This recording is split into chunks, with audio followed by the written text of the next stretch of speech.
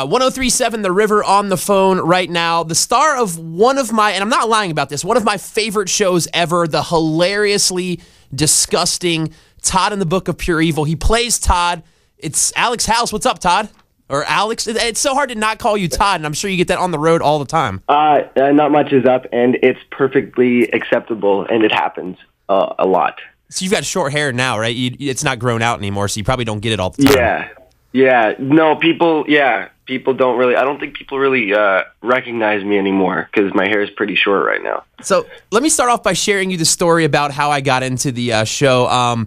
I feel like it's probably the story a lot of people too, at least in the U.S. I found out by word of mouth, and then it was on Netflix in the U.S. I watched every single episode in like a week or two, and then I get to the end of season 2, and there's a giant cliffhanger. I go online to try to find out when season 3 comes on, and then I find out the show is not being picked up, and I'm in trouble.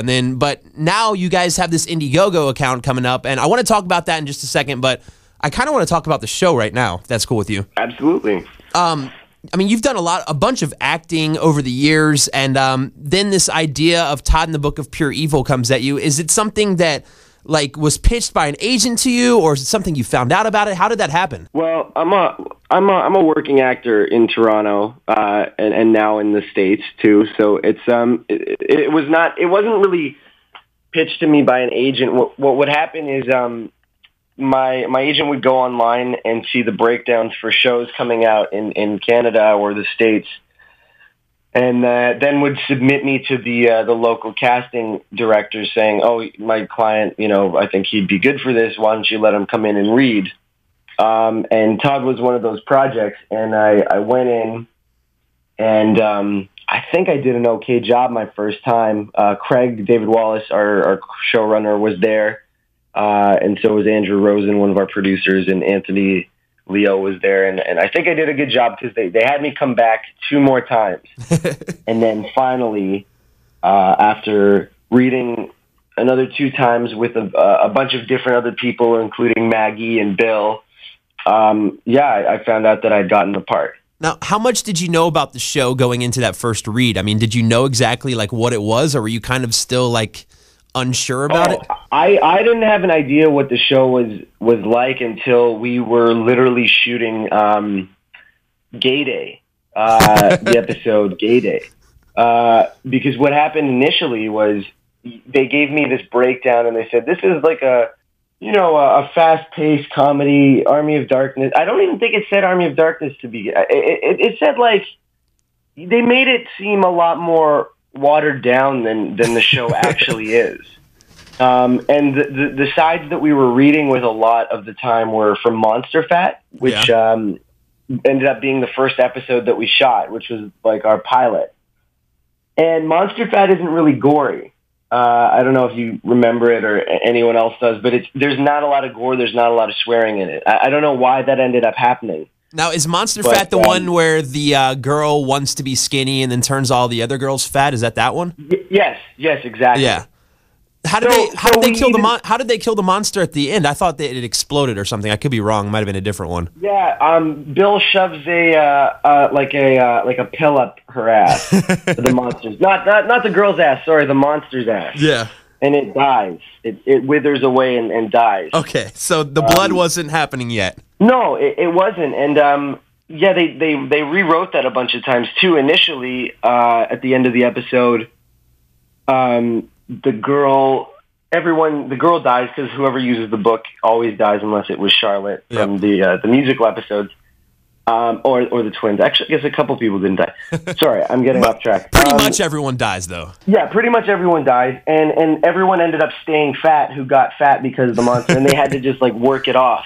And so the episode ended with them working out at school, and I don't know. I guess they didn't like that because they changed it. But so we did that, and it was kind of cheesy, kind of funny. We had this giant monster fat running around, and I'm like, oh, this is a fun, cheesy show. Yeah. And I really didn't get a good idea until, I read some scripts after we got picked up for a first season. And I was like, oh, this is cool, but it wasn't crazy gory or anything like that. Or, it would say, there's a bit of swearing, and I'm like, oh, this show's quite cheeky. And then we were shooting the Gay Day episode, and we were prepping the scene where what's his name? I'm going to just spoil it because if you haven't seen the show already, like this is not. Yeah, go ahead. I don't care. I've seen it. Where what's his name? Ben Watson's character gets torn apart. Yeah. And they had these blood cannons there, and they just fucking. I remember when we were shooting, I was like, "Oh, this is gonna be kind of cool." Wait, everyone's wearing white suits behind the camera, and they're in these white suits to keep them from getting dirt, and then the floor was just covered in blood. Like they had this blood fountain, and it was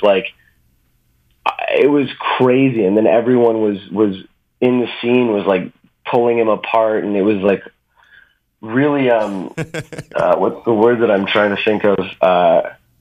Almost like what's the word that I'm trying to think of? Anyway, it was just nuts. It was crazy, and they're all dancing around, and I was standing there watching, and I was like, "Oh my fucking god, this is crazy! This is what the show is actually like." And that was how many episodes was that in that you filmed that one? I think that was like the second or third episode we'd filmed, because we started with we shot 2 episodes back to back at the same time. Yeah. And the first 2 we started with was the Stupid Smoke and the Terrible Twin Turf Tussle. I love how you remember the names of all of these episodes too. Yeah, man, fuck, because it's just too many years of my life. Many years of my life. How many years were you working on the show for? Well, overall now it's been like a 4-year engagement, I think. I mean, we stopped the show last year, but it goes back. Yeah, it's been because we shot the pilot, and then a year later it was season 1, and then it was season 2, and it's just it's been a while. Oh, so it was a year between the pilot and the first season. Yeah. And if you watch the pilot again, it looks everything's so different. Yeah, it's kind of funny. No, I definitely recognize. I realized it right away because I watched everything back to back to back to back, and you could tell right away. Right. Yeah, it's like shamefully different. Everything. All right, so do you have a favorite, I guess villain's the right word, of something that was created by the book? I have a couple of my favorites, but I don't know if you have your own favorite. Yeah, I think I like the penis monster. Yeah, I think that's just hilarious. I wrote down 2 things. I wrote down the giant dick and the girl that turned everyone fat, and those are like the 2 things that you've mentioned so far. That's pretty funny. Oh, really? Yeah. Oh, that's cool. Yeah, I like the penis monster. I think that's. Now, how many episodes were you into it when you filmed that episode? Because that had to have been that was one of the later ones. The episode order that we filmed in got all jumbled up, and we were shooting episode 8 and 10 at the same time or whatever. And cockfight was that one was later on, but I still didn't know that we were going to be able to show the penis. Yeah. We shot it, and they were like, I don't know what we're going to be able to, we're going to use tricky camera angles and stuff. And then for the last 10 minutes of the show, I'm fighting this giant penis, and they're like, yeah, we don't know what the fuck we're going to do. And they let us show everything. And I was astounded. I could not believe that we got away with that. Now, when you were filming, when was it into the show where you were like, great, now everyone's going to know I'm the guy that fought dicks and stuff all the time? I didn't really think anyone was going to watch the show. So I didn't really ever think, I was never like, great, everyone's going to see me as that guy. I had no idea that it was going to, get as popular, even, as cult popular as it did. Yeah, I don't know. I just kind of like, it's a weird, it was a weird sort of acceptance of everything that came down. Like, I was just like, you're in this kind of world and everything seems kind of normal. And then when you step back from it, you're like, holy shit, this is totally fucking weird. Like, we have giant babies and homunculuses, you know what I mean? And I know what you mean. Like it was strangely acceptable at first, and then you step out and you're like, what the fuck are we doing? This is nuts. I feel like it might be tough for you to get other roles. Like when you go into these places and be like, all right, let's see what you've done in the past, and you bring out this video of you fighting a giant baby or a giant dick, and they're going to be like, all right. Oh, I hope. Yeah, I'm I hope not. But I mean, I usually when I go in for stuff, I do, as much as I love Todd, and you know, it's a really important part of my career. It's not something that I show a lot of stuff from. Like I just because it's like I don't, you know, yeah, it's like, what are they gonna? They're gonna be like, well, you can fight a bunch of fucking cheesy, you know, styrofoam monsters. Well, they weren't really styrofoam, but you get what I'm saying. Yeah. You know, it's like I'm not going to be like, hey, yeah, cool. So you're going to hire me for like this, you know, this gripping drama? And they're like, yeah, whatever, kid. You know what I mean? Yeah. So what would you recommend if someone wanted to go watch one of your older works? What would you tell them to go watch if they're a fan of Todd? If they're a fan of Todd, well, nothing. I don't think there's anything on my. Oh, that's not true. Well, hold on. Because I mean, I truthfully don't think there's anything on my resume that's as crazy or wacky as Todd. I'm not saying it has to be as crazy, but I mean, a lot of people, I mean, me included, were introduced to you because of Todd, and now I'm like, okay, I got to go back and watch some other stuff. I mean, what should I go watch? Or can I find it? Can I find anything? Is it all Canadian TV? Yeah, it's all Canadian TV and movies and stuff like that. There's got to be YouTube clips or something, right? Yeah, there's a show that I did when I was younger, a lot younger, called Dark Oracle that a lot of people seem to really enjoy. I'm not really sure why. It was a very, it's for young audiences, and it was very arch, and it was also about an evil comic book that told the future. I don't know why I actually mentioned that, because I legitimately don't want anyone to see that. I legitimately don't want anyone to see any of my work, really, to be perfectly honest. But I don't know, to get an idea of I did this short film that I'm really proud of called Long Branch, and that's you can check that out, and that's something that I kind of aspire to work more like in the future. Cool. And then there's just a bunch of weird movies and indie things that I've done that are kind of all over the map. Yeah, they're hard to find though. That's the thing, is that they're not really like big budget big production. You know, some of these films took a long time to get released and stuff like that. Sure. I'm not really doing a good job of selling myself, but well, luckily you don't have to sell yourself to me. I mean, I'm not going to be casting you or anything, and I've already watched all of Todd. There you go. So. There you go. But maybe I mean, if you want to check some stuff out, I'm sure there's some stuff out there you can watch. So do you think Todd would have worked in the U.S.? I feel like the rules for TV is so different between Canada and the U.S. They'd have to edit so much out or put it on HBO or Showtime or something, and I just don't know how it would have worked on TV around here. Yeah, that's what I hear. Like I said before, it's kind of strange because, you know, we do get away with a bit of the swearing on I guess basic cable here, and I guess it wouldn't have worked in the States unless it was on a specialty, like a really specialty channel or something like that. Like it was on FearNet and stuff, but I don't know how popular that is. Yeah, I mean, I don't think everyone has FearNet. It's on some, but I feel like they still, even on FearNet, I don't know if they could have showed everything. Yeah, I didn't watch it on FearNet, so I don't know. I don't know if the show. I think it would have had to have been on like Showcase or HBO. Wait, is Showcase Canadian or? Yeah, it's Showtime is what we have here. Oh, Showtime. It's probably the same thing. Yeah. Anyway, I don't know. I don't think it would have. Yeah, it probably would have never flown. Like I think they would have taken one look at the episodes and been like, "Yeah, fuck you guys. You're nuts. You're not making an episode about incestuous lesbian twins. Like it's just not happening." So this is where we got to talk about what's next for Todd and the Book of Pure Evil. You guys are currently in the middle of an Indiegogo campaign where you're trying to raise money to create an ending for the show. I mean, tell me a little bit about that. I know what it's about, but tell everyone else about that. Well, so I think it's important to mention first that because people keep hearing about it, and there's some people who are disappointed, and I think that's understandable because they want to see live action stuff. And then there's a bunch of people who kind of it's been really hard for me to not tell them to shut the fuck up, because to be perfectly honest, they'll recommend things like, "Hey, have you tried pitching the show to Netflix?" And it's like, I really want to state this, like, the creators of the show have been working tirelessly for the past year Yep. to try and find the show a new home. So it's like, you aren't really giving them a great idea if you're like, try HBO or it's like, it's been done. Like, this is our last kind of resort, and that's why we're doing it like this.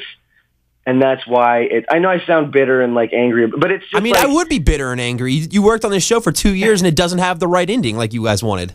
Yeah, you know, and we're upset about it too. It's not like we're like, oh, haha, fuck you guys, we're doing a cartoon because fuck you. It's like, we're doing a cartoon because we think this is the only way that we can do it. Yeah, because you guys say on the Indiegogo page that, I mean, it's a lot more expensive to make one episode of the show than it is to do an entire 2-hour movie about it in a cartoon form. Oh yeah, totally. It's a really expensive show. I think people, you know, it's interesting. You know, it's not malicious, but it's just a lack of knowledge on how much things cost. You know, and the show does look, you know, low budget, and it does look. But like the monsters and everything like that, like those take months to make. Yeah, months, and people working round the clock. Like, I literally mean around the clock. You know, to do that, and actors are fucking expensive. You know, like, we're an expensive bunch. You know, and it would be, I think, like they said, it would cost something around $1 million to, I think, maybe. To produce a live action project. And if we got that kind of money, we'd obviously do it. It would be, you know, we'd love to do it in a heartbeat, but not donating because you're waiting for us to say, oh, we're going to do a live action version is not going to help us reach the initial goal. And I think that's a lot of people, or they're just not interested in this format. And it's like, I get it, you know, it's not the format that you're used to, but it is definitely something to try and end the show for everyone. You know what I mean? Yeah, I think that's the important thing. I mean, people want an end to the story. I mean, the format, it might be different, but I mean, the story's still going to be there. Yeah. Yeah. I mean, I had a talk with the guys, you know, they pitched the idea to me initially. And I was a bit skeptical. I was like, well, you know, a lot of our show does rely on the cheesy, you know, the cheesy monsters and all that stuff, and that's a huge part of it.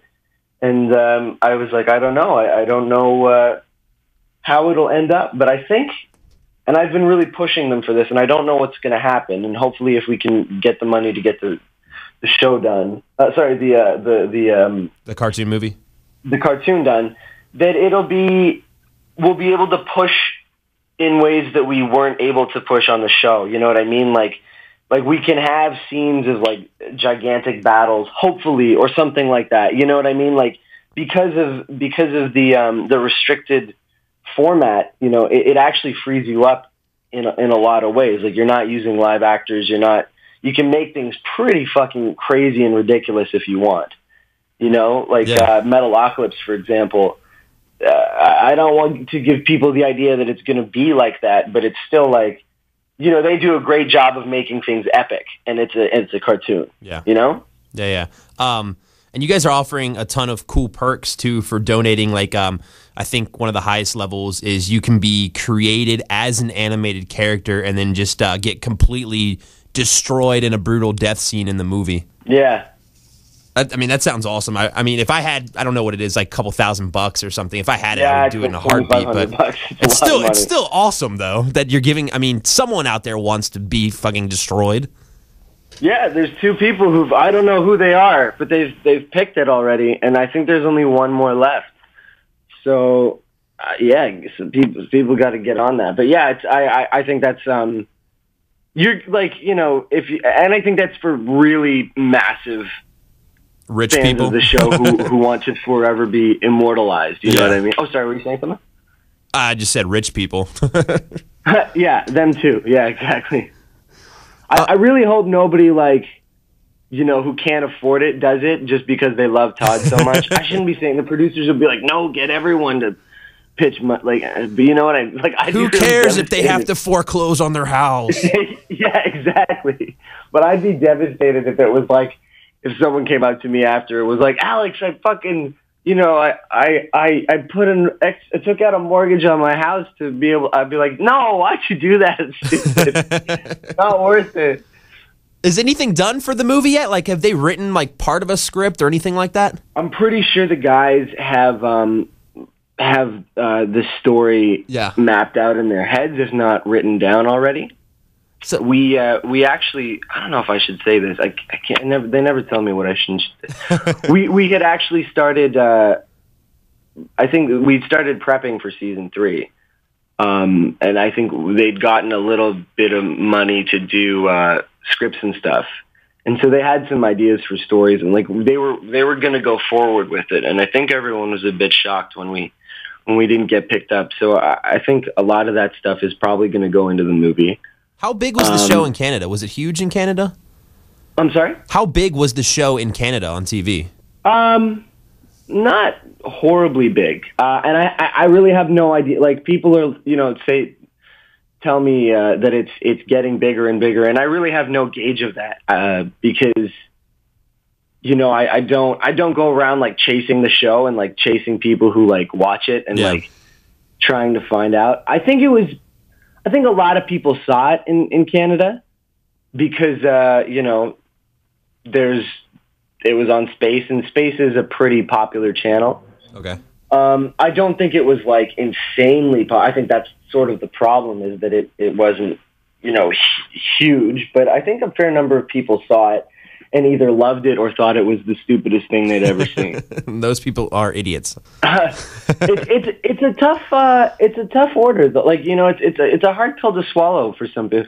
I don't know if I don't think I would watch the show religiously if I wasn't on it. Like, I'd check it out and I'd be like, oh, this is a fun, but like, because it's weird, man. Like what the fuck is going on all the time on that show? I mean, it's definitely crazy, but I feel like by episode 2, you're either hooked or you're done with it. It's probably like that. Yeah, I think that's very safe to say. I think the show did a very good job of establishing itself very early on, and so you're not really wondering. You know what I mean? Like, I mean, it gets crazier, but it definitely sets the bar at it sets the bar at like what the genre is, and like you're not really going to be like, oh, okay, well, you know, this show is gonna change drastically. But it kind of, I guess it sort of does, but just in terms of like the craziness of the monsters and the profanity and the, you know, the gore and stuff like that. Yeah. Well, I can't wait for the cartoon movie to come out. I know you guys are going to meet your goal. You're like past 60% or something, or I think 69% was the last time I saw. Shout out to Jason Mewes for that one. I think you guys posted on the Twitter page. But go to toddandthebookofpureevil.com. Jump on the Indiegogo campaign. Help make this cartoon movie happen so we can get an ending to the show. And if you haven't watched it yet for some reason, check out the first 2 seasons of Todd and the Book of Pure Evil. It's on Netflix now. And I mean, Alex, thank you so much for giving me the time and coming on the show. No, my pleasure, man. My pleasure. Cool. And best of luck. And if the cartoon movie comes out, I will talk to you again and we'll talk about that. For sure, man. That sounds awesome.